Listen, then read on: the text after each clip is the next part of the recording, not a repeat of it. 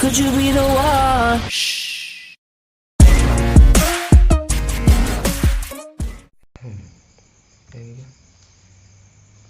Assalamualaikum warahmatullahi wabarakatuh. Perkenalkan, nama saya Muhammad Syahrul. Saya akan membahas semua resume tentang kewirausahaan teknik sipil. Pertama, ilmu kewirausahaan teknik. Istilah entrepreneur itu sendiri berasal dari bahasa Prancis, yaitu entreprendre, yang mengandung makna to undertake, yang berarti mengerjakan atau berusaha atau melakukan suatu pekerjaan. Wirausahaan atau dalam bahasa Inggris dikenal dengan entrepreneur adalah orang yang melakukan aktivitas atau mengelola wirausaha seperti menentukan cara produksi baru, menyusun manajemen operasi untuk pengadaan produk baru, cara memasarkan, serta mengatur permodelan operasinya. Teknologi plus entrepreneurship. Teknologi merupakan suatu cara atau metode untuk mengelola sesuatu agar terjadi efisiensi, biaya, dan waktu sehingga dapat menghasilkan produk yang lebih berkualitas. Entrepreneurship adalah proses mengorganisasi dan mengelola risiko untuk sebuah bisnis baru. Entrepreneur adalah seseorang yang menciptakan bisnis atau usaha dengan keberanian menanggung risiko untuk mencapai keuntungan dan pertumbuhan dengan cara mengidentifikasi peluang yang ada. Materi kedua yaitu konsep dasar kewirausahaan. Latar belakang perlunya berwirausaha. Agar mampu menata masa depan lebih baik, seseorang diharapkan mampu mandiri, membuka lapangan kerja bagi orang lain. Kendala dalam memulai usaha. Takut rugi atau bangkrut, merasa bingung dari mana memulai. Langkah awal menjadi wirausaha.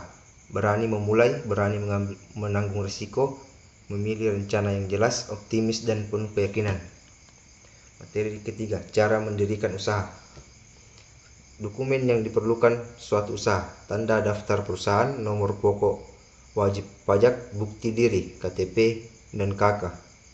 Jenis usaha: surat izin usaha perdagangan, surat izin usaha industri, izin domisili, izin mendirikan bangunan, izin dari Departemen Teknik sesuai dengan bidang usaha.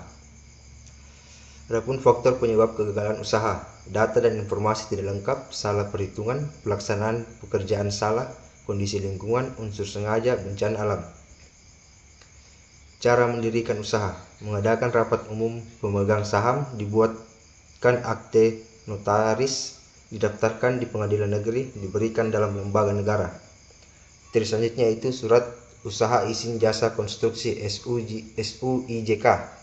Jasa konstruksi adalah layanan jasa konsultasi perencanaan pekerjaan konstruksi, layanan jasa pelaksanaan pekerjaan konstruksi, dan layanan jasa konsultasi pengawasan pekerjaan konstruksi. IUJK adalah izin yang diberikan kepada badan usaha untuk menyelenggarakan kegiatan jasa konstruksi. Jenis IUJK antara lain IUJK Nasional, IUJK PMA, IUJK BUJK. Sanksi pembekuan izin perwakilan diberikan kepada Butka sebagai berikut. 1. Mendapatkan sekurang-kurangnya 2 kali peringatan tertulis selama kurun waktu 3 tahun. Kedua, direksi, komisaris atau kepala kantor perwakilan BUJKA terbukti menduduki jabatan direksi atau komisari pada BUJK lain. 3. Terbukti tidak melaksanakan kewajiban jaminan sosial ketenaga kerjaan. 4. Terbukti menyampaikan laporan kegiatan tahunan yang tidak benar. Selanjutnya, manajemen dan organisasi. Manajemen merupakan alat untuk mencapai tujuan, sedangkan organisasi merupakan tempat untuk mencapai tujuan. Fungsi manajemen: planning, organizing, actuating, controlling. Bentuk umum organisasi sebagai berikut: organisasi garis atau lini, organisasi lini atau staf, organisasi fungsional. Kebutuhan usaha adalah hal-hal yang harus dipenuhi perusahaan untuk mendirikan dan menjalankan usaha dari awal hingga perusahaan beroperasi. Kebutuhan usaha beragam jenis tergantung bidang usaha dari perusahaan tersebut. Pada kebutuhan usaha yang dilakukan penilaian secara benar dan akurat. Jenis komponen kebutuhan usaha meliputi biaya pra-investasi, biaya pembelian aktiva tetap, biaya operasional. Biaya prainvestasi adalah biaya yang dikeluarkan perusahaan dalam rangka memulai suatu usaha, misalnya biaya survei lapangan atau biaya studi kelayakan. Selanjutnya yaitu cara memperoleh modal.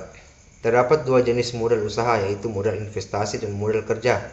Modal investasi digunakan untuk jangka panjang dan dapat digunakan berulang-ulang, dan modal kerja digunakan untuk jangka pendek dan beberapa kali pakai dalam satu proses produksi.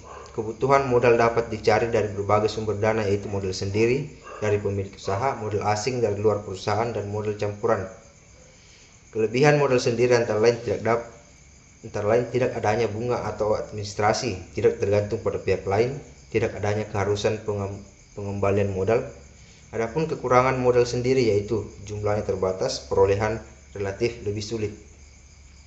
Kelebihan modal asing yaitu jumlahnya tidak terbatas dan motivasi usaha tinggi karena pemilik usaha mempunyai beban mengembalikan pinjaman sehingga ada target.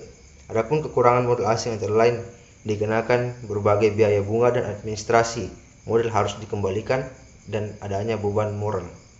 Kelebihan modal campuran yaitu persentase modal pinjaman disesuaikan dengan kebutuhan atas kekurangan modal sendiri.